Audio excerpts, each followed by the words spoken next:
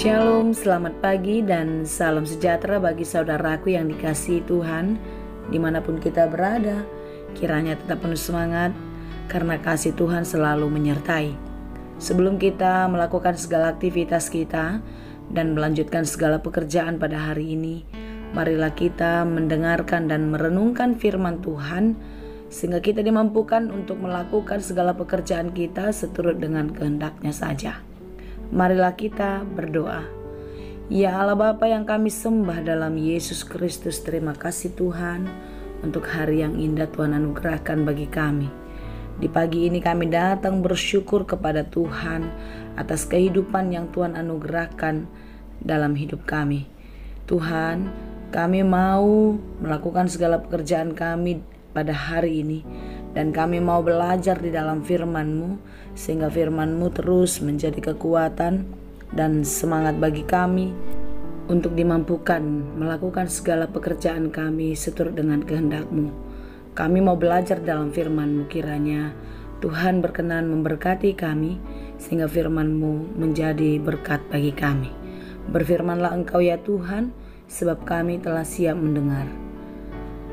Kasih karunia dan damai sejahtera dari Allah Bapa Tuhan kita dan dari anaknya Tuhan Yesus Kristus dan Roh Kudus menyertai saudara sekalian. Amin.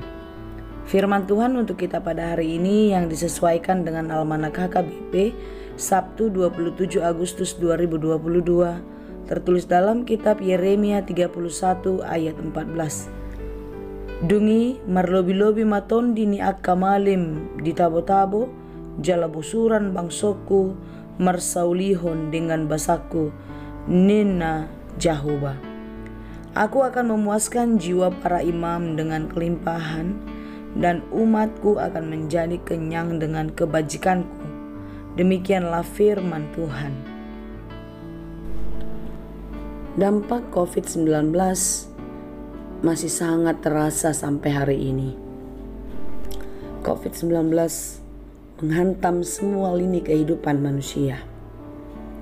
Banyak orang mengalami kemerosotan di segala bidang, terutama di bidang ekonomi. Tentu dalam keadaan seperti ini, ada banyak orang percaya mengalami kekecewaan, bahkan sampai mengalami kemerosotan iman. Banyak orang mulai tidak percaya lagi akan penyertaan Tuhan, akan kasih setia Tuhan yang terus menyertai kehidupan manusia. Tentu saudara-saudara yang dikasihi Tuhan, pandemi COVID-19 seharusnya tidak membuat kita kehilangan semangat dan kerinduan untuk mencari Tuhan. Justru di dalam berbagai-bagai kesulitan ini, kita semakin bersungguh-sungguh berdoa dan memohon di dalam Tuhan, dan kita hidup di dalam Tuhan sehingga hidup kita semakin melekat dan bukan malah sebaliknya. Karena selama kita masih hidup di bumi ini, tentu persoalan yang kita hadapi bukan COVID-19 saja. Persoalan akan datang silih berganti menghantam kehidupan kita. Oleh karena itu, hendaklah kiranya kita tetap kuat dan terus percaya kepada Tuhan. Sekalipun musim kehidupan ini berubah, kita harus terus percaya bahwasanya Tuhan tidak pernah berubah di dalam kasih dan kuasa-Nya di dalam kehidupan kita. Seperti yang tertulis dalam Ibrani 13 ayat 8. Yesus Kristus tetap sama, baik kemarin maupun hari ini, dan sampai selama-lamanya. Saudara-saudara yang dikasihi Tuhan, janganlah pernah lemah dan bahkan putus asa, karena kita punya Tuhan yang sangat maha kuasa. Dia ahli membuat berbagai-bagai keajaiban, miracle. Jangan pernah meragukan hal itu. Asal kita percaya dan sungguh-sungguh setia kepada Tuhan, maka apapun yang telah hancur, rusak, bahkan sudah menjadi puing-puing menurut kita, Tuhan sanggup memperbaikinya. Tuhan sanggup memulihkannya kembali, membangun seperti sedia kala. Termasuklah kehidupan kita. Bahkan jauh lebih baik dari apa yang sudah ada sebelumnya. Karena Tuhan sendiri yang mengatakan, "Akulah Tuhan yang membangun kembali yang sudah musnah dan menanami kembali yang sudah tandus. Aku Tuhan yang mengatakannya dan akan membuatnya." Seperti yang tertulis di dalam kitab Yehezkiel 36 ayat 36. Karena itu saudara-saudara yang dikasihi Tuhan, janganlah pernah berputus asa.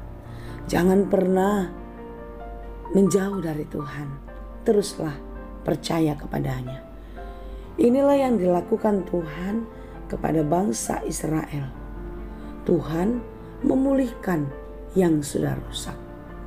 Pasca mereka keluar dari pembuangan Babel, tentu hati, pikiran, dan kehidupan mereka pun porak-poranda.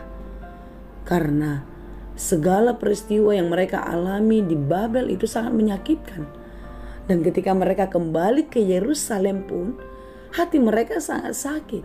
Karena Yerusalem yang indah, yang mereka cintai sebelum mereka tinggalkan, itu tidak lagi seperti mereka tinggalkan.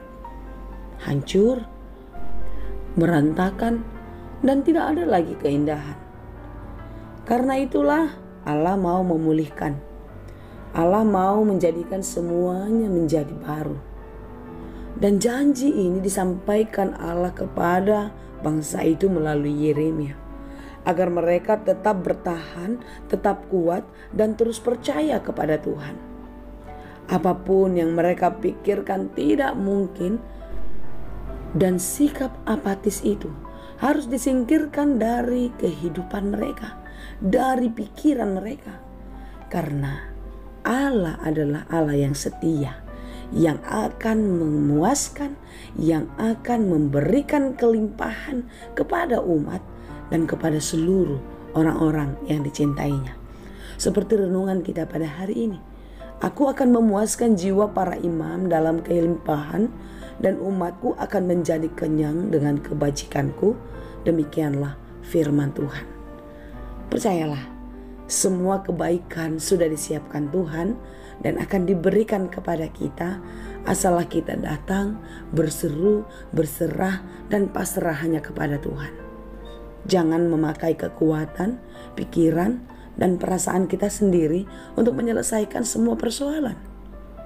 Karena tidak ada satupun persoalan yang dapat kita atasi dengan baik dengan mengandalkan pikiran dan kekuatan kita.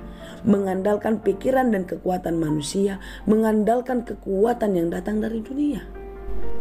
Hanya Tuhan sajalah yang sanggup memberikan kelimpahan dan kepuasan kepada jiwa-jiwa orang yang sedang berputus asa, yang sedang kekeringan. Karena itu saudara-saudara yang dikasihi Tuhan, tetaplah percaya dan setia hanya kepada Tuhan. Jangan pernah berputus asa. Apapun persoalan yang kau hadapi, Dia mengetahuinya. Apapun persoalan yang kita hadapi, Tuhan tahu seperti apa mengatasinya di dalam kehidupan kita. Karena Dia tetap Allah yang sama, Allah yang setia, kekal selama-lamanya. Tuhan Yesus memberkati. Amin. Terima kasih Tuhan untuk firman-Mu hari ini. Biarlah kami tetap percaya kepada Tuhan. Sekalipun banyak persoalan, pergumulan yang datang dalam kehidupan kami, yang merusak hati, pikiran, bahkan kehidupan kami mau Tuhan menolong kami. Jangan biarkan kami jatuh ke dalam dosa karena berbagai-bagai pergumulan dan pencobaan hidup. Tetapi kami mau di dalam berbagai-bagai pergumulan itu, hati kami semakin dikuatkan, iman kami semakin diteguhkan, dan kami tetap setia sebagai anak-anak Tuhan. Berkati kami Tuhan, kuatkan dan mampukan kami untuk menghadapi setiap pergumulan kami. Apapun yang kami kerjakan pada hari ini, segala aktivitas kami mau berserah ke dalam tangan Tuhan. Tuhanlah yang memberkati. Berkati saudara-saudara kami yang bergumul, yang berjuang di dalam kehidupan, terlebih-lebih mereka yang sedang sakit. Tuhan, pulihkan dan sembuhkanlah, kuatkan hati, dan berikanlah penghiburan bagi mereka yang berduka. Kami serahkan seluruh kehidupan kami. Engkaulah yang memelihara dan menata kehidupan kami jauh lebih baik dari apa yang bisa kami kerjakan. Terima kasih Tuhan, hanya di dalam Yesus kami berdoa. Anugerah Tuhan kita Yesus Kristus, kasih karunia Allah Bapa, dan persekutuan Roh Kudus, itulah kiranya yang menyertai dan memberkati kamu sekalian. Amin.